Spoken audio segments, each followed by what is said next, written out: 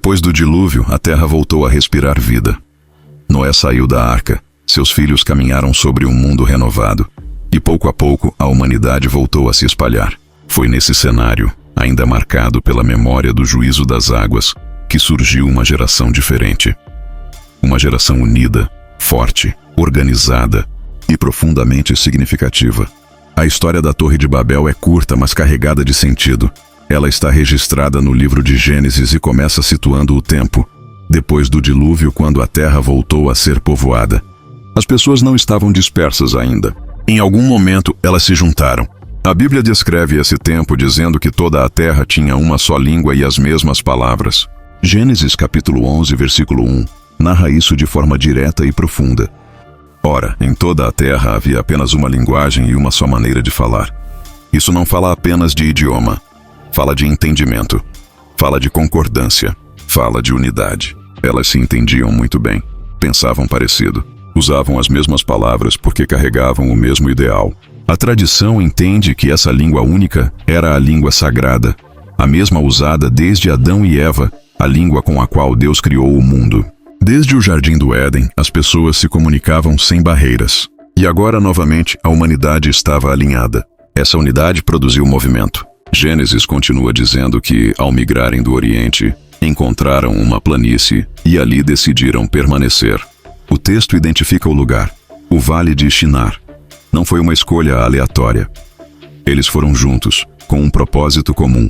Eles tinham um objetivo. A psicologia daquela geração era clara: permanecer unidos. Havia um medo silencioso entre eles, o medo de serem espalhados. O versículo 4 de Gênesis 11 revela esse sentimento quando registra as próprias palavras do povo.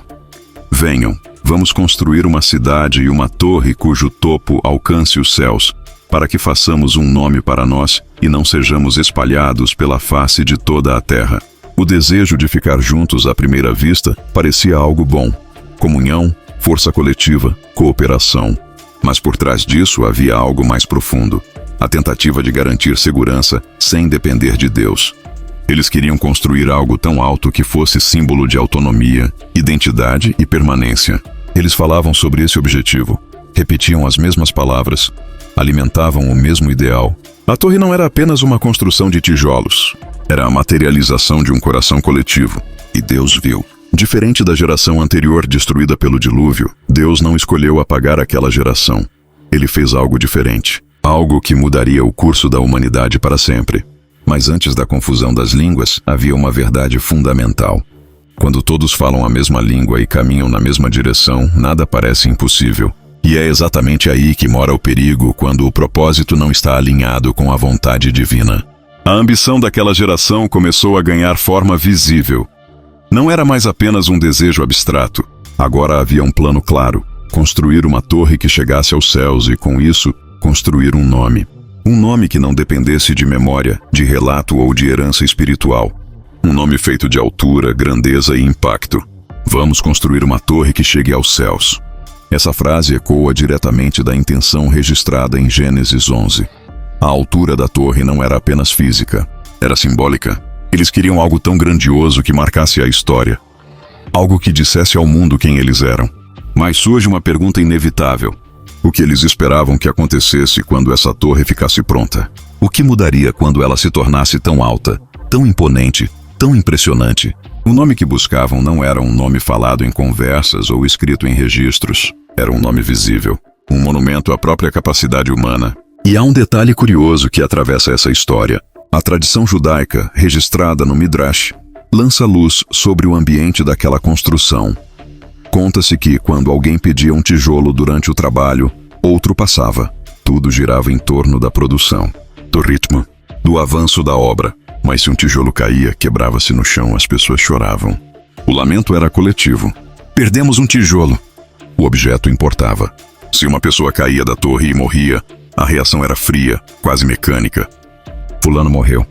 Tragam outro. O trabalho não podia parar. A torre não podia esperar. Isso não significa que fossem pessoas insensíveis ou insanas. A própria Bíblia não apresenta essa geração como ignorante ou descontrolada. Pelo contrário, eram inteligentes, organizadas, tecnológicas para o seu tempo. O problema não era a falta de capacidade, era a ordem dos valores. O drama dessa geração não está na construção, mas no coração. Eles tentavam responder às grandes perguntas da existência por meio daquela obra. Quem somos? Para onde vamos? O que nos sustenta? A resposta deles foi: uma torre. A Bíblia descreve que, ao se unirem naquele lugar, eles começaram a produzir tijolos. Gênesis 11, versículo 3, narra com simplicidade e profundidade. Disseram uns aos outros: vamos fazer tijolos e queimá-los bem. Usavam tijolos em vez de pedra e betume em vez de argamassa.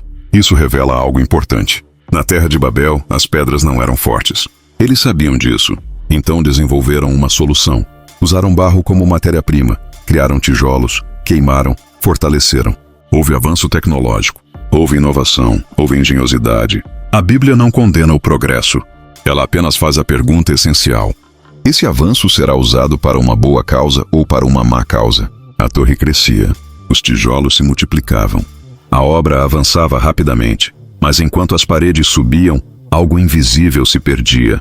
O valor da vida humana diante do projeto coletivo. E é exatamente nesse ponto que Deus decide intervir. Não por medo da altura da torre, mas pelo rumo do coração humano. A construção da torre não surgiu do nada. Por trás daquela obra havia liderança, direção e influência. A pergunta então se impõe: quem idealizou tudo isso? Quem deu forma àquele movimento coletivo que levou uma geração inteira a desafiar os limites? A resposta aparece nas genealogias que antecedem a torre, ainda no livro de Gênesis. Entre os nomes listados, surge um personagem que se destaca. Um nome que carrega peso histórico e espiritual: Nimrod. Gênesis descreve Nimrod como um homem poderoso.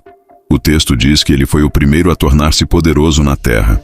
Em Gênesis capítulo 10, versículos 8 a 10, a narrativa afirma que Cuxi gerou Nimrod, o qual começou a ser poderoso na terra. Ele foi poderoso caçador diante do Senhor. O princípio do seu reino foi Babel, Ereque, Acade e Calné, na terra de Sinar. Não é coincidência.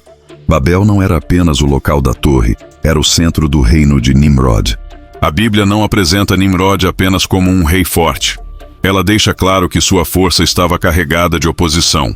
A expressão diante do Senhor, usada no texto, carrega a ideia de confronto, de desafio. Nimrod não apenas governava, ele se colocava contra Deus. Seu próprio nome revela isso. Em hebraico, Nimrod vem da raiz mered, que significa revolta. Ele não apenas liderava pessoas, ele conduzia corações para longe do Criador. E como fazia isso? Através da idolatria. Nimrod se colocava como divino. Assim como outros líderes da história, ele se assumia como um deus entre os homens. A Bíblia mostra mais tarde o mesmo padrão no Egito, quando o faraó se apresentava como divindade. Tanto que Deus orienta Moisés a confrontá-lo justamente quando ele vai ao Nilo, expondo sua fragilidade humana e desmascarando a falsa divindade. Nimrod seguia o mesmo caminho. Ele dizia às pessoas que um único Deus não era suficiente, que havia muitos, que o poder estava fragmentado. E no centro disso tudo, ele mesmo se colocava como autoridade suprema. A tradição judaica preserva um episódio que revela ainda mais o coração desse rei. Conta-se que Nimrod confrontou Abraão quando este declarou que existe um só Deus, o Todo-Poderoso. Para Nimrod, aquilo era uma afronta direta ao sistema que ele havia criado. Segundo essa tradição, Nimrod ordenou que Abraão fosse lançado numa fornalha ardente. O desafio era claro: se esse Deus é tão poderoso, que o salve do fogo. E o impossível aconteceu. Abraão sobreviveu, não por força humana, mas por intervenção divina. Esse episódio revela algo essencial. Enquanto Nimrod tentava subir aos céus com uma torre, Deus já demonstrava seu poder sem precisar de construções. Enquanto um rei buscava fama e domínio, o Criador mostrava que a vida não depende de estruturas humanas, mas da sua vontade. A torre, então, não era apenas um projeto arquitetônico, era um manifesto espiritual, uma declaração coletiva de independência de Deus. E quando uma sociedade se organiza em torno da revolta, mesmo com inteligência, tecnologia e unidade, ela caminha para a confusão. A intervenção divina estava cada vez mais próxima. A figura de Nimrod se torna ainda mais clara quando observamos o coração da sua liderança. Ele não era apenas um rei idólatra satisfeito com a própria exaltação. Ele queria mais. Queria que todos caminhassem na mesma direção que ele. Queria uma revolução coletiva contra Deus. Nimrod desejava que toda a humanidade compartilhasse da mesma postura. Oposição ao Criador. Não se tratava apenas de erguer uma torre, mas de formar uma geração moldada por um líder que se colocava no centro da adoração. Havia um culto disfarçado de união social. Um líder que reunia pessoas, falava de permanência, de força coletiva, de segurança, mas cujo objetivo final era substituir Deus. Ele dizia: vamos ficar juntos aqui. Agora chegou a hora de construir essa torre. Essa não era apenas uma proposta arquitetônica, era a convocação de pessoas que se consideravam mais do que humanas, pessoas que tentavam mistificar a própria existência, atribuindo a si mesmas um status divino. Esse padrão não ficou restrito ao passado. A própria história humana mostra líderes que se apresentaram como sobre-humanos, infalíveis, acima das limitações comuns. Assim como faraós antigos, alguns líderes modernos também criaram narrativas sobre si mesmos para manter o controle absoluto sobre seus povos.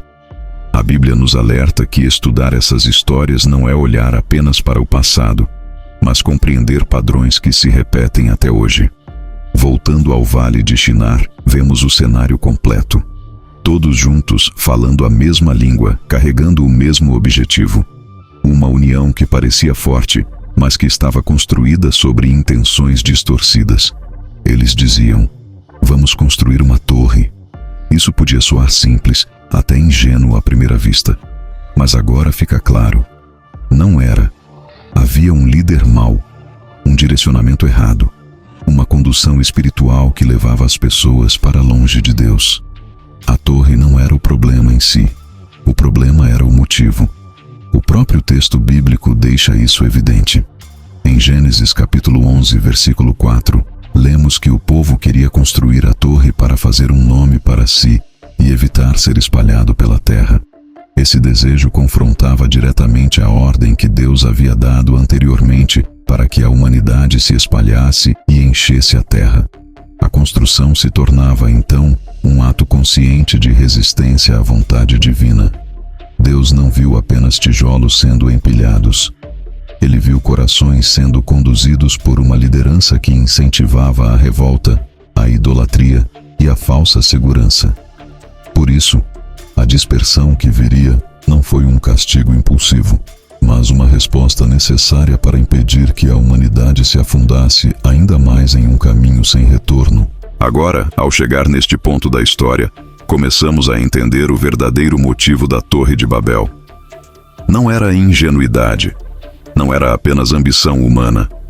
Era uma decisão espiritual coletiva, guiada por um líder que usava a unidade para afastar pessoas de Deus. E é exatamente aqui que a narrativa se aproxima do momento decisivo. A ação direta de Deus para interromper um caminho que parecia sólido, mas estava profundamente corrompido na raiz. Agora o motivo da torre se revela por completo. Alguns daquela geração diziam que queriam apenas construir algo elevado, subir, morar no lugar mais alto, estar acima de todos os outros. A torre seria a prova visível de que eram superiores, não apenas em altura, mas em importância. Era orgulho. Um orgulho que parecia simples, quase ingênuo, mas que escondia algo muito mais profundo. Eles diziam: vamos construir uma torre e morar lá em cima. Esse será o nosso lugar. Era uma forma de dizer ao mundo e ao próprio céu que haviam chegado longe demais para depender de Deus. Mas havia outros entre eles. Pessoas que subiram não apenas para morar, mas para difundir a idolatria, para propagar a ideia de que não existe um só Deus, para afirmar que existem muitos deuses, e que o Deus que fez o dilúvio não merecia mais autoridade. A narrativa deixa claro que naquele vale não se tratava apenas de construção, tratava-se de confronto espiritual, uma revolta consciente. Alguns chegaram a dizer: o Deus do céu trouxe o dilúvio, ele destruiu tudo. Agora nós vamos fazer a nossa parte para que isso nunca mais aconteça. Era no fundo uma declaração de guerra contra o Criador. A Bíblia resume essa intenção em poucas palavras, mas cheias de peso. Em Gênesis capítulo 11, versículo 4, o texto diz que eles queriam fazer um nome para si e evitar serem espalhados sobre a face da terra. Não era medo apenas, era rejeição direta ao plano de Deus. Havia diferentes grupos ali. Uns apenas queriam permanecer juntos, outros queriam exaltação, outros, idolatria e confronto. Mas todos estavam unidos sob o mesmo projeto. E é exatamente isso que torna a situação tão grave. Quando pessoas diferentes se unem em torno de um propósito errado, o resultado pode parecer forte, mas é espiritualmente destrutivo. Então Deus age. A Bíblia não descreve um ataque, nem uma destruição imediata. Ela descreve algo muito mais profundo e preciso. Em Gênesis capítulo 11, versículo 7, Deus diz: "Venham, desçamos e confundamos ali a sua linguagem, para que não entendam mais a língua uns dos outros." Não foi força contra força. Foi confusão contra orgulho. E o efeito foi imediato. O entendimento se perdeu. A unidade se quebrou. O projeto parou. O que antes era cooperação virou desencontro. A torre, que parecia invencível, se tornou inútil. O versículo seguinte, Gênesis 11, versículo 8, completa dizendo que o Senhor os espalhou dali sobre a face de toda a terra, e eles cessaram de edificar a cidade. Aquilo que eles mais temiam aconteceu, não como vingança, mas como correção. A torre não caiu apenas por pedras. Ela caiu porque o propósito foi desfeito. Onde não há entendimento, não há continuidade. Onde não há verdade, não há construção que se sustente. Assim termina Babel. Não como um mito ingênuo, mas como um alerta eterno. Quando o orgulho humano tenta ocupar o lugar de Deus, até a maior das obras se transforma em confusão. Mesmo depois de tudo o que vimos, ainda falta tocar no ponto mais profundo dessa história. O plano falhou. A torre foi interrompida. Os povos foram dispersos. Mas a pergunta permanece viva. O que realmente estava acontecendo dentro do coração humano? Qual era a ideologia que uniu Nimrod, os líderes e aquela geração inteira? Aqui entramos num nível mais profundo de leitura bíblica.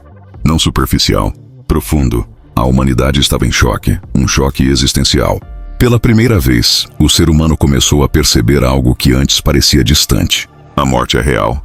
Veja bem, Noé, que sobreviveu ao dilúvio, viveu 950 anos, como está registrado em Gênesis capítulo 9, versículo 29. Matusalém viveu ainda mais, 969 anos, conforme Gênesis capítulo 5. Muitas gerações anteriores viveram 800, 900 anos. Para elas, a vida parecia quase eterna. Mas o dilúvio mudou tudo. De repente, a humanidade percebeu que não era indestrutível. Pessoas morriam. Famílias inteiras desapareceram. A morte deixou de ser uma teoria distante e passou a ser uma experiência coletiva. Isso gerou uma pergunta que ecoou no coração humano como nunca antes. Se existe a morte, qual é o sentido da vida? A geração do dilúvio foi a primeira a se confrontar diretamente com essa pergunta. E a forma como respondeu foi terrível. Eles disseram, em essência, não sabemos o sentido. Então, enquanto estamos vivos, vamos viver sem limites. A Bíblia descreve que essa geração passou a viver sem ética, sem freios morais, sem responsabilidade espiritual.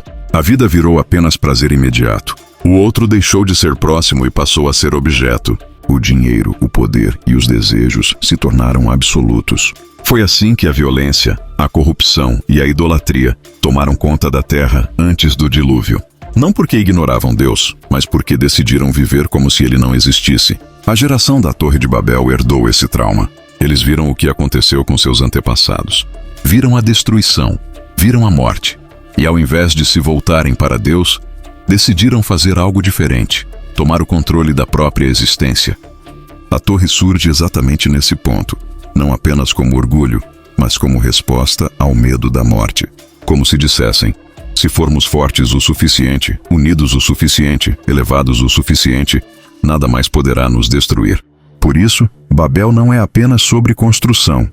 É sobre o ser humano tentando encontrar sentido, segurança e eternidade sem Deus. É a tentativa de responder às grandes perguntas da vida, com estruturas humanas, liderança humana e idolatria humana. Mas a Bíblia nos mostra que esse caminho sempre termina da mesma forma: confusão interior, descontrole e ruptura. Quando Deus confunde as línguas, Ele não cria apenas um problema de comunicação externa. Ele revela uma confusão que já existia por dentro. A torre parou porque o coração humano já estava dividido. Agora o fio da história fica ainda mais claro. A geração da Torre de Babel sabia exatamente o que havia acontecido no dilúvio. Eles não viram com os próprios olhos, mas ouviram de Noé. Sabiam que a terra havia sido destruída. Sabiam que Deus julgou aquela geração. Sabiam o motivo. O porquê estava muito bem explicado. E mesmo assim escolheram outro caminho. No fundo, o discurso que nasce ali é simples e perigoso. Se Deus existe, então ele atrapalha o nosso prazer. Porque se Deus fala, ele confronta. Se Deus fala, ele diz: isso está errado. E essa geração não queria ouvir isso. Por isso eles criam um outro tipo de fé. Uma fé conveniente. Uma fé onde o Deus diz apenas: faça o que você quiser. Viva como quiser. De qualquer forma, você vai morrer. Mas o Deus da Bíblia responde algo completamente diferente. Ele não criou a vida para o vazio, nem a morte para ser um argumento de libertinagem. A geração do dilúvio foi destruída exatamente porque transformou a mortalidade em desculpa para viver sem limites. E então surge a geração seguinte, a geração da Torre de Babel. Eles sabem que vão morrer. Sabem que a vida agora é mais curta. Já não se vive 900 anos como antes. A morte está cada vez mais próxima. E diante disso, Nimrod apresenta uma ideia que parece lógica, forte e sedutora. A ideia não era apenas construir uma torre, era construir sentido. Era construir permanência. Era construir eternidade sem Deus. A lógica era esta: sim, nós vamos morrer, mas a nossa obra não. Uma parte de nós vai embora, mas outra parte vai ficar para sempre. Se não podemos vencer a morte biologicamente, vamos vencê-la simbolicamente. É aqui que a torre se transforma em algo muito mais profundo. Ela deixa de ser apenas uma construção física e passa a ser um monumento transcendental do ser humano. Um grito silencioso dizendo: eu não serei esquecido. Eu deixarei minha marca. Eu vou provar que somos maiores até do que Deus. O Midrash explica que, dentro dessa lógica, tudo parecia fazer sentido. Uma torre alta, forte, visível para todos. Um símbolo de união, poder e desafio. Um monumento que diria às próximas gerações: nós estivemos aqui, nós vencemos. Mas o problema não era a torre em si. O problema era o coração por trás da torre. Quando Gênesis descreve essa geração dizendo: vamos construir uma torre cujo topo alcance os céus e façamos para nós um nome. Em Gênesis capítulo 11, versículo 4, o texto não fala apenas de altura física. Ele fala de identidade, de propósito e de rebelião. O nome que eles queriam não era lembrança, era substituição. Eles queriam ocupar o lugar que pertence somente a Deus. A torre nasce como resposta ao medo da morte, mas termina como um ato direto de confronto contra o Criador. E é exatamente aí que Deus intervém. Não para destruir por capricho, mas para interromper um caminho que levaria a humanidade novamente ao mesmo abismo do dilúvio. A história chega a um ponto delicado, quase desconcertante. Enquanto a torre era construída, algo revelador acontecia no cotidiano daquele povo. Se um tijolo caía, o lamento era imediato. Havia tristeza, havia desespero, havia pressa em substituir o material perdido. Mas quando uma pessoa caía, já não era mais assim. A reação era fria, calculada. Essa pessoa já não tem problema. Troca por outra. A lógica era simples e cruel. O ser humano é mortal. Ele morreria de qualquer forma. Então, na mente deles, aquela vida havia sido entregue a algo maior, algo transcendental. E isso era visto como algo admirável, quase nobre. O luto foi deslocado. Já não se chorava o homem, chorava-se o tijolo, porque o tijolo sustentava a obra. E a obra, segundo Nimrod, viveria para sempre. Essa foi a ideia que conquistou o coração das pessoas. Uma obra que sobreviveria à morte. Um monumento que garantiria significado mesmo depois do fim da vida. Assim, a torre passou a ser tratada como algo sagrado, mais importante que o indivíduo, mais importante que a própria existência humana. Essa mentalidade revela o ponto máximo da luta contra Deus. Não era apenas medo de um novo dilúvio. Não era apenas medo da chuva, das nuvens ou da inundação. Era medo da morte. E, ao mesmo tempo, revolta contra o Criador. Como se dissessem: Deus, você fez 1-0 com o dilúvio. Agora, com a morte, nós vamos empatar. Você não é o único que cria a eternidade. Mas Deus responde novamente. E ele responde do mesmo modo que sempre faz quando o problema não está na estrutura, mas no coração. Ele não derruba a torre com fogo. Ele não envia outra catástrofe natural. Ele toca exatamente no ponto que sustentava tudo: a falsa união. Gênesis relata que Deus confundiu a língua deles. O texto diz que, de repente, eles já não falavam a mesma língua e já não tinham os mesmos ideais. Aquela unidade artificial, construída sobre orgulho e medo, começa a ruir por dentro. Um não entendia o outro. Um se irritava com o outro. Discussões surgem. A cooperação se perde. E o mais forte da narrativa é isso. Não foram inimigos externos que destruíram a torre. Foram eles mesmos. A divisão interna revelou que aquela união nunca foi verdadeira. Era apenas conveniência, apenas medo compartilhado, apenas rebelião coletiva. Quando a língua se confunde, o projeto para. Quando o coração se divide, a obra perde sentido. Assim, Deus faz com que se espalhem pela terra, não como punição cega, mas como interrupção misericordiosa, para que buscassem um novo sentido para a vida. Um sentido que não estivesse preso a tijolos, monumentos ou obras humanas, mas a própria relação com o Criador. E é nesse ponto que entendemos por que aquele lugar passou a ser chamado Babel. Não apenas como nome geográfico, mas como símbolo. Um lugar onde a tentativa humana de criar sentido sem Deus terminou em confusão. Agora o nome faz sentido. Não apenas como palavra, mas como revelação. Em hebraico, Babel carrega a ideia de mistura, de confusão. Não existe mais uma língua clara, um caminho definido, uma direção comum. Aquilo que começou com a promessa de eternidade termina em desordem. Tudo se mistura, tudo se fragmenta. E esse nome não surge por acaso. Deus chama aquele lugar de Babel porque ali o ser humano tentou organizar a vida sem o Criador e colheu confusão. A torre recebe esse nome porque se torna o símbolo máximo de uma humanidade que perdeu a clareza sobre o propósito da vida. Mas então surge a grande pergunta: por que Deus não faz com eles o mesmo que fez com a geração do dilúvio? Por que não destrói tudo novamente? Por que não apaga essa geração? A resposta começa lá atrás, depois das águas baixarem. Quando Noé saiu da arca, Deus falou com ele e com seus filhos. Em Gênesis capítulo 9, Deus estabelece uma aliança e declara que não destruiria novamente toda a terra com um dilúvio. Como sinal dessa promessa, ele coloca o arco nas nuvens. O arco-íris não é apenas beleza no céu. É memória viva de um compromisso divino. Um lembrete de que o juízo não seria repetido da mesma forma. Por isso, em Babel, Deus age de outra maneira. E aqui existe algo profundo. Deus reconhece um valor naquela geração. Eles erraram no objetivo, mas acertaram em algo essencial: a união. Eles estavam juntos, queriam viver juntos, queriam permanecer juntos. A união em si é algo bom, algo correto, algo que Deus valoriza. O problema não era a união, era o motivo da união. Depois do dilúvio, a terra estava desolada, e uma das missões dadas à humanidade era clara: espalhar-se, povoar a terra, cultivá-la, refiná-la, fazê-la florescer novamente. O plano não era concentração total, nem isolamento absoluto. Não era todo mundo no mesmo lugar, nem cada um vivendo sozinho. Era movimento, expansão, vida se espalhando. Por isso Deus dispersa, não como castigo final, mas como correção de rota. Não era o tempo de todos viverem juntos em um único ponto, nem o tempo de cada um se tornar um ermitão isolado. Era o tempo de ocupar a terra, de cumprir o propósito original. A confusão das línguas não foi apenas o fim da torre. Foi o início de um novo caminho.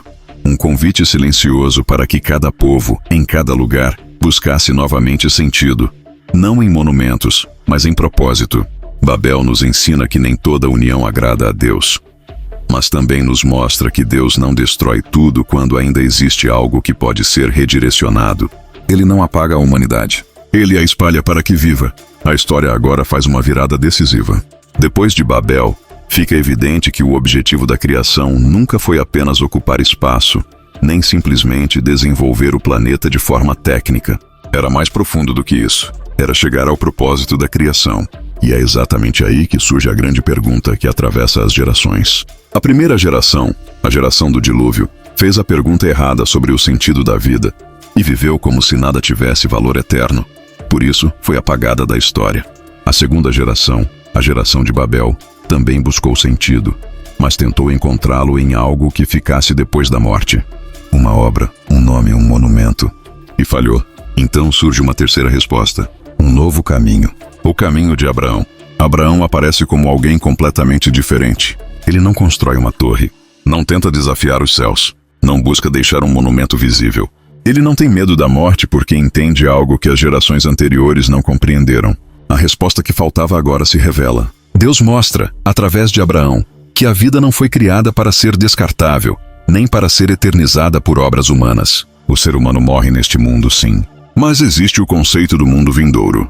E a partir do momento em que essa verdade é revelada, tudo muda. A vida passa a ter significado já aqui, não pelo medo da morte, mas pelo propósito antes da morte. Abraão ensina as pessoas a viver em bondade e justiça. Ele anuncia que existe um único Deus, criador de todas as coisas, que não criou o ser humano para destruí-lo. Pelo contrário, criou para que a vida tivesse direção, ética e sentido. Quando se entende que existe vida depois desta vida, o medo desesperador da morte perde o controle. A existência deixa de ser corrida contra o tempo. Passa a ser preparação, caminho, missão. Agora, o ser humano entende que foi colocado aqui com objetivos claros. Bondade, justiça, aproximação com o Criador. Não é mais sobre vencer Deus. Não é mais sobre deixar um nome gravado em pedra. É sobre viver de forma que a vida eterna faça sentido depois. É por isso que Abraão não constrói uma torre. Ele constrói um caminho. Um caminho que atravessa gerações. Um caminho que não termina na morte. E é nesse contraste, entre Babel e Abraão, que os mistérios da Torre de Babel finalmente se esclarecem. Babel representa a tentativa humana de criar eternidade sem Deus. Abraão representa a descoberta de que a eternidade começa quando se vive de acordo com o propósito do Criador. A história chega ao fim, mas o ensinamento permanece vivo. Depois do dilúvio, depois de Babel, depois do medo da morte e da tentativa humana de construir eternidade com as próprias mãos, algo finalmente se esclarece. O problema nunca foi a morte em si, mas a forma como o ser humano tentou fugir dela. Uns escolheram o prazer sem limites, outros escolheram monumentos, torres e obras, mas todos falharam quando tentaram viver sem propósito. O caminho de Abraão revela a resposta que faltava. A vida não foi criada para ser um desespero contra o tempo, nem uma corrida por reconhecimento, nem uma tentativa de deixar marcas de pedra. A vida ganha sentido quando é vivida com propósito antes do fim. Quando a bondade, a justiça e a aproximação com o Criador passam a ser o centro da existência, o medo deixa de governar. A morte não desaparece, mas ela perde o poder de controlar as decisões.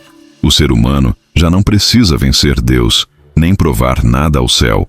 Ele entende que foi colocado aqui com um objetivo, e que cada passo dado com consciência transforma a própria vida em um caminho, não em uma torre. Babel caiu porque tentou subir sem Deus. Abraão permaneceu porque decidiu caminhar com Deus. E essa escolha continua disponível até hoje. Não para construir algo que impressione os outros, mas para viver de forma que a eternidade faça sentido. Quando o propósito é claro, a vida deixa de ser confusa. A confusão de Babel dá lugar à direção. O medo dá lugar à esperança. E o fim deixa de ser o fim. Se essa mensagem falou com você, se essa história trouxe clareza, esperança ou resposta para algo que estava confuso dentro de você, não ignore esse momento. Este não é apenas mais um vídeo, é um chamado. Se inscreva agora no canal para não perder nenhuma mensagem que pode transformar a forma como você enxerga a vida. Ative o sininho, porque quando um novo conteúdo chegar, você precisa estar aqui. Deixe um comentário. Sua voz importa. Sua experiência pode edificar outras pessoas. E compartilhe este vídeo com amigos e familiares, porque talvez alguém próximo a você esteja vivendo sua própria Babel e precise encontrar esse caminho. Não deixe essa mensagem parar em você. Faça parte dessa comunidade. O próximo passo começa agora.